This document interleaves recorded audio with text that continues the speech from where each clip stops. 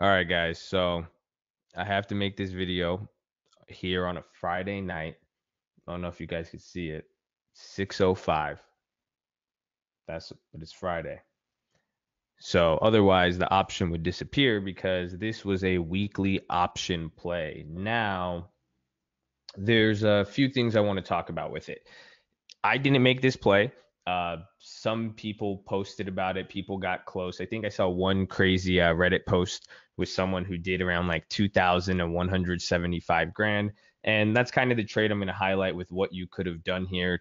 There's a lot of cool things to talk about. One, why it happened, what moved this wheat stock. And this is something to watch because I think this is one of the most gambling, craziest things ever. But is there an opportunity to make money on it? Yeah. This is one of those speculative, crazy things. Like I said, I'm not really a fan of them. Even if you look, and we'll talk about it, we'll give a discussion into where the cannabis industry is headed and how you guys are going to profit off of it.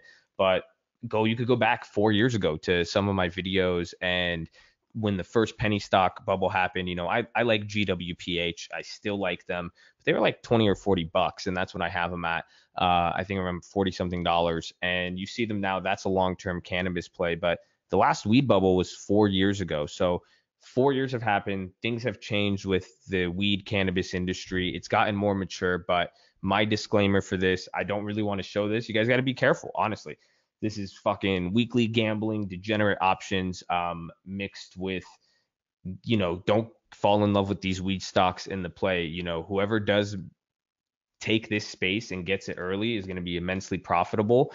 But you also have to understand 4 years later, this is still very new legislation and very immature. The industry is immature and it needs to get there. So hopefully you guys could get educated on it. I'd love to help to get you to that point. But before I continue, like I said, I'm making this video on Friday, a Friday night. I live in LA.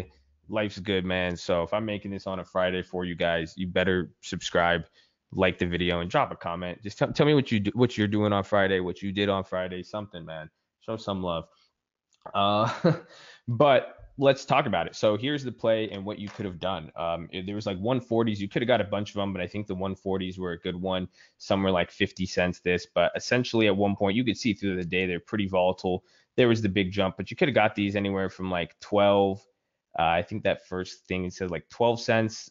Even though see, I can't even get that low. 12 cents to like 30, but even if you got them at, let's say, like 24 cents, or we're going to say 12 cents, you could have got 200 contracts for $2,000. So at literally at $12 a contract times 200 contracts, you're spending about $2,400. Now, at one point, they hit 1273. So pretty much if you sold 200 contracts at $12, you would have, oh, wait, whoa, hold on. $1,200 at 200 contracts, you would have made $240,000 in the day. Now, there's a few things to talk about. Why did this happen? What caused it? And, would you really have played this? Because this is the question that gets caught up, and you guys got to think about this if you're going to get in this play. Realistically, I think I probably would have made like 50 grand off this play if I did it, because I probably would have bought maybe less. I probably would have maybe bought 100, maybe no, not even. I would have put like $500 maybe. And without the movement, it wasn't there. But this play was so obvious. The reasoning. That's why it kind of kills me. Like my heart kind of sinks when talking about it because this play was telegraphed.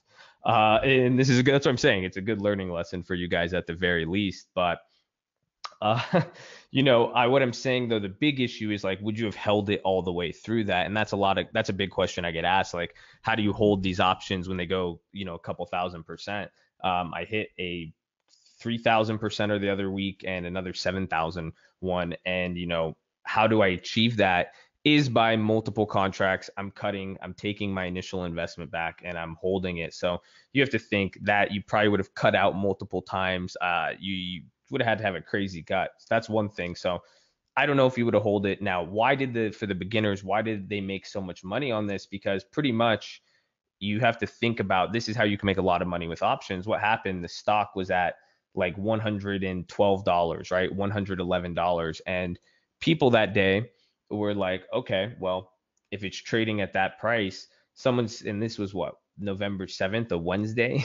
So they're saying by Friday, they said, by buying this 140 contract, you said you'll give somebody, you say, I'll pay you $12 if you'd agree to sell me Tilray in the next 3 days for $140 a share. Now, that doesn't make any sense. If you're a normal person, you're like, why would you pay anybody extra to buy the shares at a higher price? Well, that's how you make the money on options. So the guy on the other side, sure, I'll take that deal. You pay him the money, you get the contracts. But then Tilray went up from 112 to 141. So at one point, now you got this guy to agree to sell you the shares for 140 by Friday, and it's Wednesday, and now the stock's at 141, and he's agreed to sell to you for 140. But now you bought 100 contracts. Every contract is worth 100 shares. So that's like 10,000 shares. Right away, that contract's instantly going to be worth $10,000 minimum. So that's why this contract was a weekly, became so much money. It went in the money, fell out. That's why it expired at 4 cents today. So you had to be really quick. And if you held this waiting for more, you got crushed. But essentially, and I think a lot of people did based on the open interval, but or the open interest. But you have to. What was I saying? Oh, that's why it expired worthless, but it got its value because it went past that 140 mark. So that is what brought it up in this value. That's why it made sense. And now again, too, you're saying it could have kept moving in the next day, but the fact was this was a crazy bet. A lot of people wouldn't have done that. But now this is the part that I'm beating myself up over. You could have saw this. This was the exact play I look for. I was just, if you saw my other videos, I'm just a fucking idiot. Some of you are like, yeah, you are, Josh. I'm a conservative guy. I'm paranoid about these weed stocks, and it sucked because, I'm not, I think there's a lot of noise with it, but it was after the midterms, there was an approval. We saw a positive, it got affirmed in, I think, Michigan, legalized weed in other places. And that was just coming off the Canada news. These companies didn't really do much off Canada legalization, but that was good. And it made the market, it gapped up a little bit, didn't move. It kind of started running up, but then it ran up. And then the big move, once it really got digested later that day, Attorney General Jeff Sessions resigned. And now he's like a very old conservative white Republican who just like weed. Dude's old. He sounds like he's a hick from Alabama.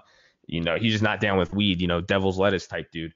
And he left. So people assume that was great for weed. And that was the initial reaction from the market, and that's what caused it to keep shooting up. So like I'm saying, the underlying reason you could have telegraphed it, that would have moved the stock. But the next day, people started talking. They're saying, no, I don't think that's going to work.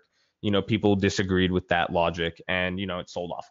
So you got to put it in that context and understand what made it go up. And I already explained to you guys the future thing, but you got to be careful on these plays. These aren't going to be one. I'm thinking in the future now, pay attention to it. Paying attention to a stock could do this. One big thing, they did issue more shares. But the stock's pretty trading much normal. That's what I'd be careful of getting sketchy on this stock. Any secondary offerings, they add more shares, I'm going to be worried. But as it is now, they added more shares not too long ago. It's still moving like a fucking animal, low float. There's opportunity with it. So keep your eye out on it. That's what I'm going to be doing, but be careful on the options. You can't get too greedy. This could even be good for selling premium if you got the balls for it. Premium gets crazy. Like I said, too, be careful on the puts. Do not try to buy puts on Tilray. Honestly, you're really not going to make money. I don't think.